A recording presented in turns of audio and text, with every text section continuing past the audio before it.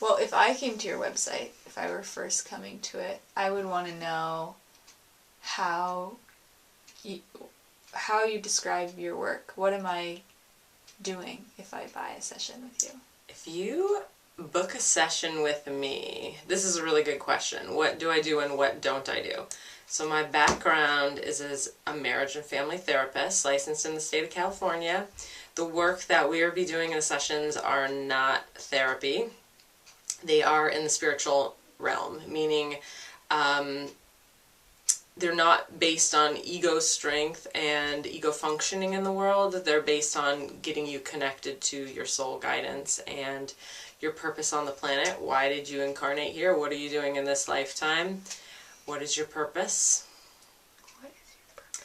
And so it's also not about therapy in the traditional sense of me holding projections and us working them out about different attachment issues from childhood, but more around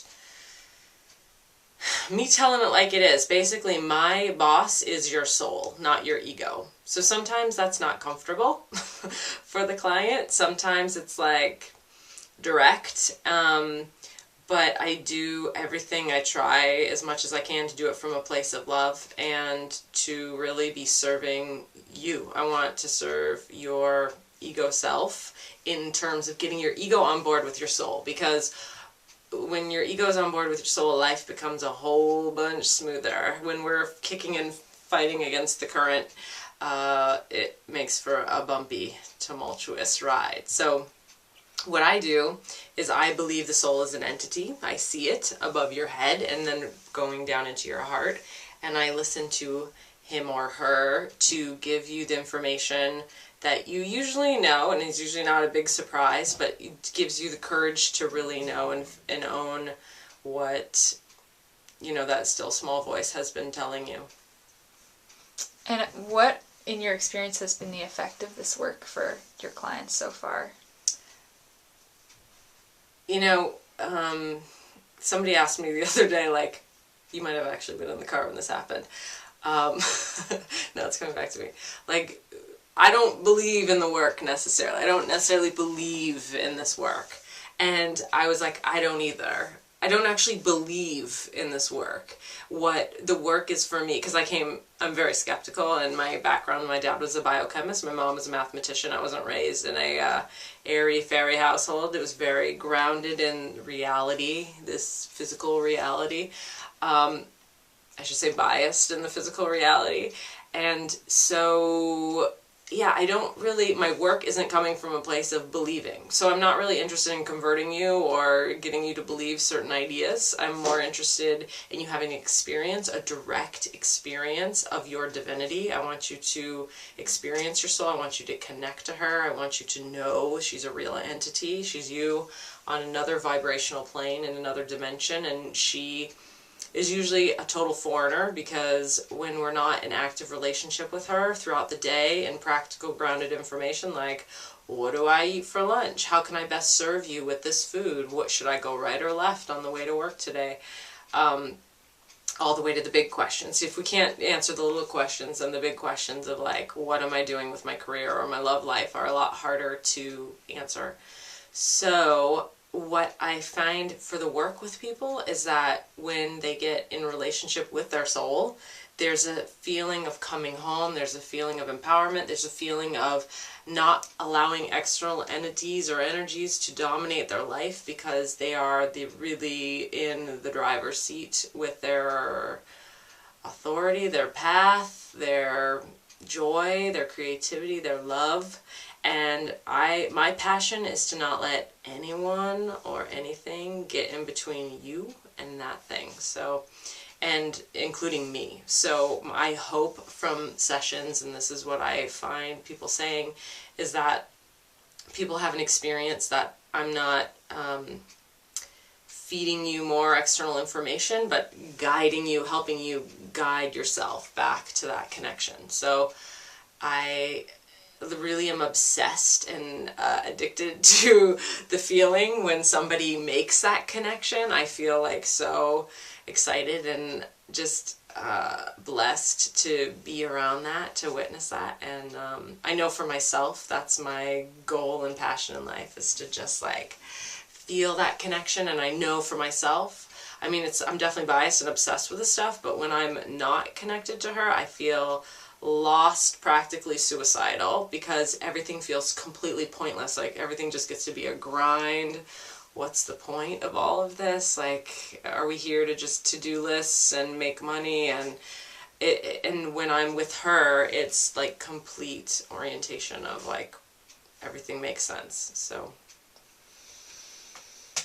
that was a long answer. That's a good answer.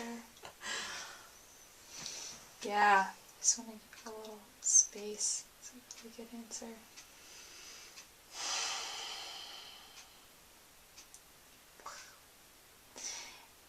And I see when you're doing this work, you know, I'm part of the opportunity to see you in your life as this work progresses in it. And I see from you this, like, just this enlivened, it's like the work is living through you.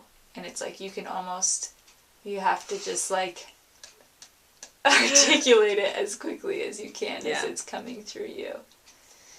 And I wonder for you what the experience of doing the work really feels like when you're in it. That's a good question.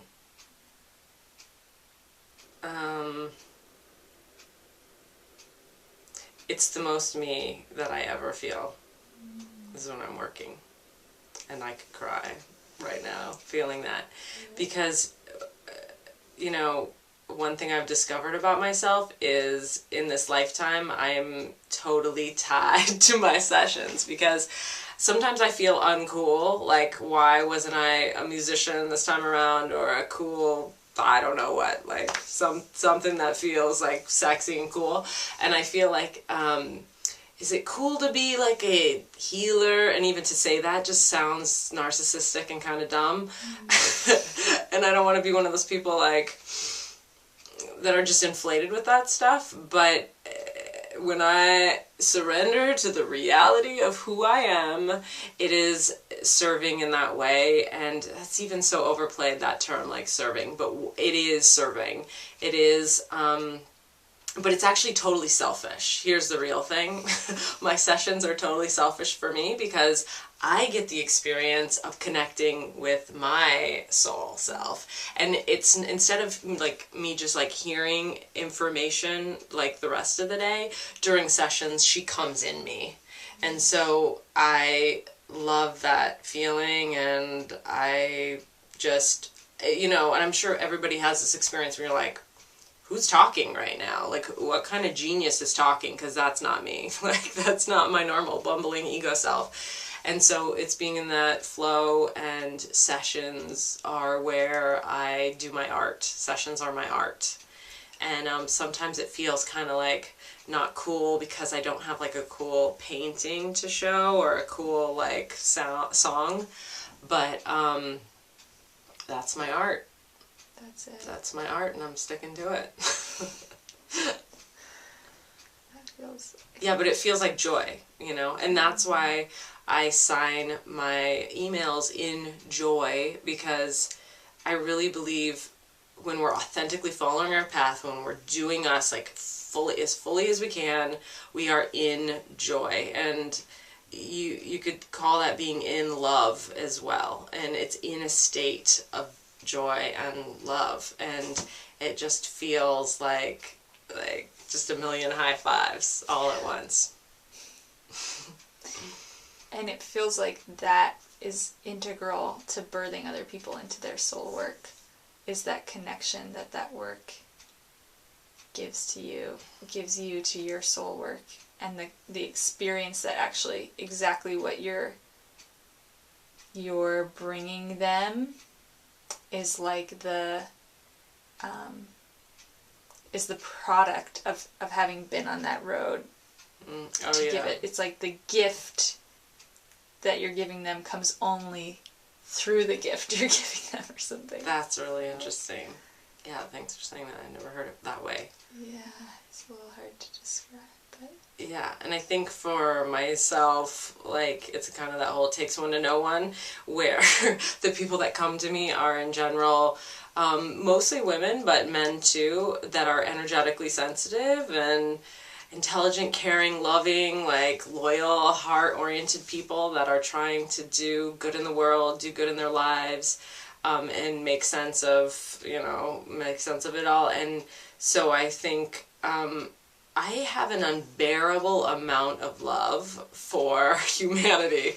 And I think I'm really realizing how kind of like unbearable it is at times, where I think I've been realizing, so one things I do in my sessions is I go into other people's reality, so I can kind of step into their eyes and kind of feel and experience how they experience life. And what I'm realizing more and more is like how, I have underestimated the degree that I thought everyone was feeling like that all the time. And I really envy actually people often who don't have that, because that heart it feels so raw a lot of the time. To be completely in someone else's reality. Yeah, and just so wanting them to meet their soul potential, and so see it so clearly and be like, you can do this. And then there's all the external energies around them that might be telling them they can't do it, or they're not good enough, or the internal gremlins that tell them, I shouldn't try to do my vision in the world. I should just go to my whatever crappy job I hate and not shift anything because whatever reason. And it's like just really seeing the test, and also seeing like the amazing wave they'll get on if they take a teeny little leap. Not even a leap, just like a jump, a mini jump.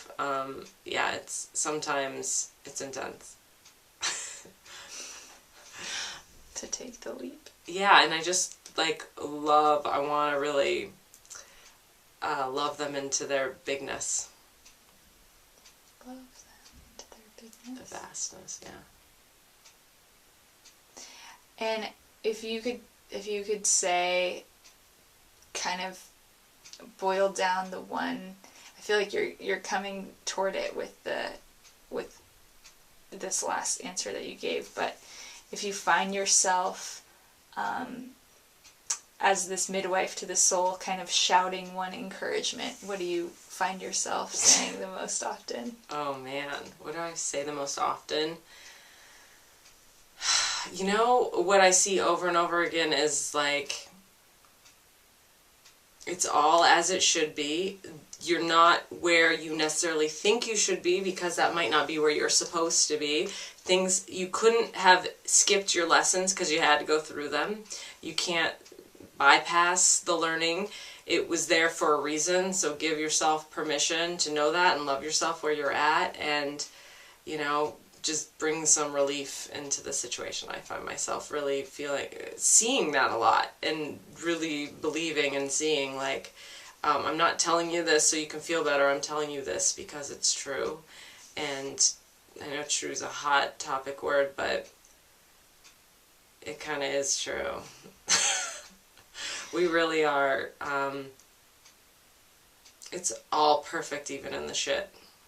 The shit is perfect. It's perfect shit.